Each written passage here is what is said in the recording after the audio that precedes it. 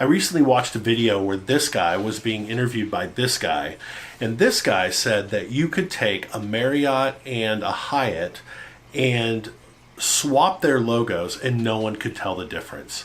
I love this, and here's why.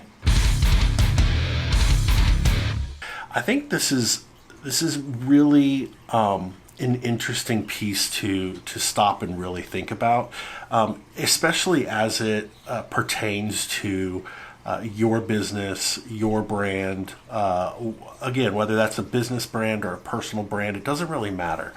But there is so often we get caught up in our logo, the aesthetic consistency, making sure we're using the right colors, and that the design looks just perfect. And don't get me wrong, I believe that design is a very, very important piece of the entire package. However, something that this hotel reference really brings out is the idea that take all that logo stuff away, and if they can't tell the difference, then you've not created a brand. Let's take this example. So let's say you've decided you want to start a t-shirt brand.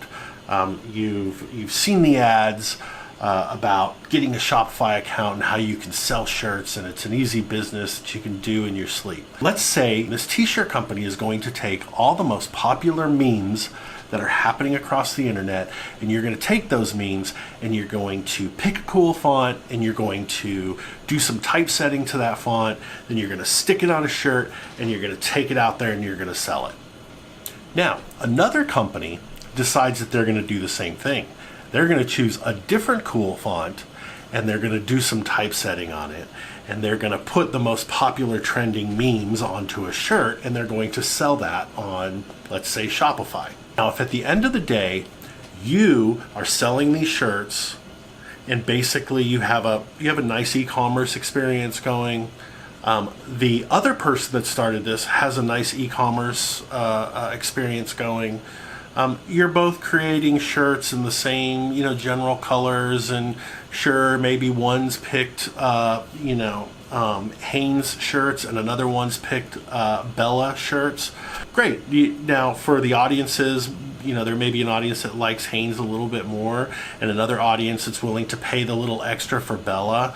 And really, at the end of the day, what they're doing is for those that want Bella, they're just paying a little bit more for essentially for a premium. But here's the deal. Even though there's a differentiator between, and that is that you have Hanes in one kind of font, and you have Bella shirts with another kind of font, but you both are selling the trending memes just nicely typeset across the shirts, you don't have a brand. It's a product that you're selling that you have lent your design taste or subjective design eye to, and you've created something that you can sell for $20, and maybe the other person selling it for $28. Great.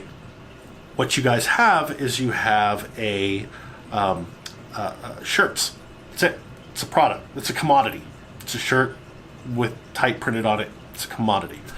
At the end of the day, you've got to take that, strip that away for a second, and what are the relationships and the connection and the culture that you've built that's connecting with your particular audience, so that there is, no matter what the price was, no matter what the shirt was, no matter what, you've got such a connection with this audience. It could be a small audience, it could be a large audience, but you've got such a connection with them that they know the difference between the brands, not necessarily by the font that was used or the typeset.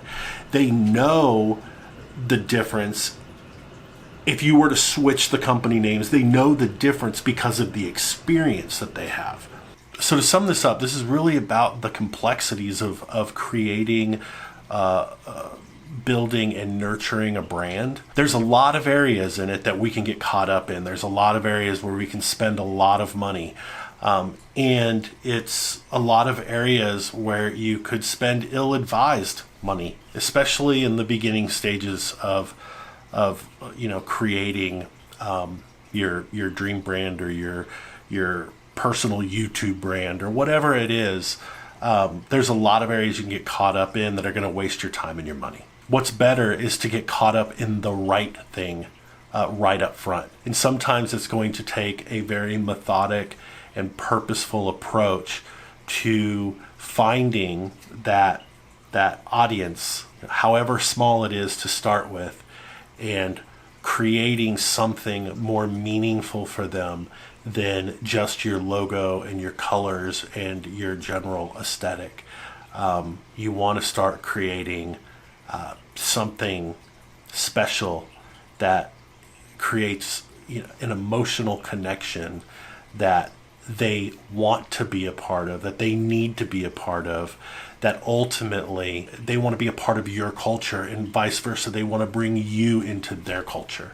That's what you want to start building. It can be a marathon, but it's always going to be better at the end when you are providing something special, something valuable, and something that makes somebody's life better. Thank you, everyone, for taking the time to hear my thoughts on this piece of branding. If you want to know more about creative and brand experience building, please visit my website, joshuacole.com. There's more information there. You can always subscribe to the newsletter there. You'll get information and notifications when new content comes out. Otherwise, you can go ahead and subscribe here on YouTube by hitting the subscription button below. Thank you again. Would love to hear from you in the comments if there's something else that you'd want to hear about or something specifically in branding you'd love for me to cover. We'll talk about it and get a discussion going. Thanks.